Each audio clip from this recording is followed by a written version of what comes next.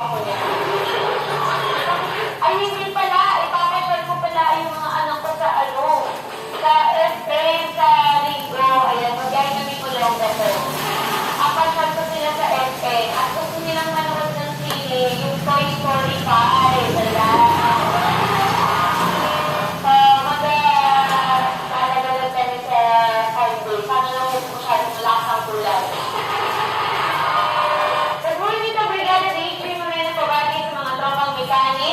Ng Transport Department ng SBRA, si Bradley Bato, Kurt Bunso, Albert Paparoli. Lagi na nakikinig at malakas ng monitor nila everyday from Jeff Day. Good morning!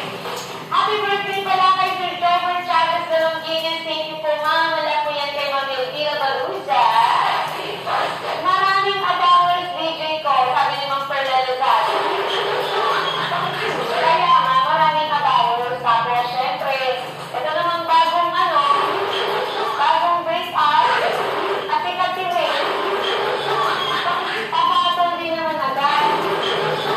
Diba? Magpapakonsert ko nun. Minsan lang magpapakamot lang. Ay, naku. Basta ako, gusto kong binibigyan ko muna ng time yung sarili ko. Alam mo yun, yung syempre, enjoy mo muna yung sarili mo. Enjoy mo muna yung pwedeng single bago ka maghanap agad ng iba. Kung di mo paligaw, wag muna. Diba? Mahalin mo muna yung sarili mo. Hindi mo saya ka muna sa sarili mo. Take time to heal. Hindi yung papagawa ka agad sa isang relasyon. Tapos, alam mo yun, hihiyak ka lang na naman lang ulit kasi hindi mag-work. Bakit? Kasi nga, hindi ka ka-heal doon. Kumbaga fresh pa yung sugat, di ba? Lagyan mo muna ng betadine at saka ng plaster o kaya naman ay ano ang tawag doon? Vibrate yung puso mo. Para rin sa sarili mo yan. Yun lang, in my own opinion ha. Kasi ako gano'n nag-i-heal muna ako. Ng 3 months. Ngunit ka nag-DJ mo na yung pabati sa mga tropa ngayon. Nabasa ko na. Thank you po sa pag-share, Ma'am Apple Ramirez and Ma'am Perla Lozada.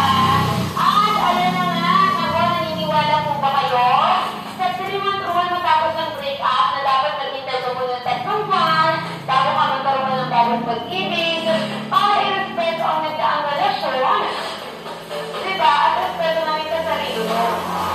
Para hindi ko nila sabihan na para ka naman magpalitan yung sabi kung makapagpalitan ng relasyon. Mas mabilis ka pa magpalit ng relasyon kaysa magpalit ng underwear mo. Diba? May mga ginalingyahan eh. Alam mo sa pag-ibig pwedeng mag-antay ng 3 buwan. Pero pagdating sa iyong katawan, walang rules. Hindi pwede magantay ang resistensya mo bago ka umiwas sa sakit dahil ang virus at pagod. Walang pinipiling panahon. Puso man ay sagalaan o hindi. Kaya habang nagre-recover ang puso mo, siguraduhin ang katawan mo ay palaging protektado. Sa pamamagitan ko ng pag-inom ng Garcia Plastic Davis. Meron po itong vitamin C, isang pamigang antioxidant na tumutulong palakasin ang iyong immune system para labanan ng mga karaniwang sakit at C ang binilaan ng katawan ng vitamin C para mas mabilis ang pag-heal at dagdag depensa ng katawan laban sa infeksyon. Kung ang sa pag-ibig ay iniwanan ka sa at hindi ka protektahan dito, sabot at maaasahan with Garcia Plus with Zinc always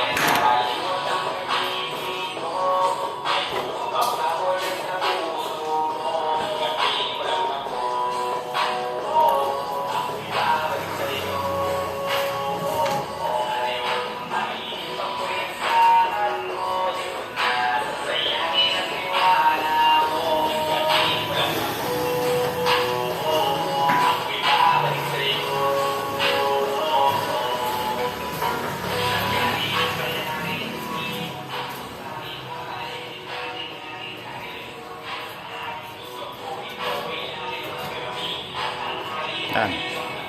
Puting. Ting-ting. Yan naman tayo dun. Hans.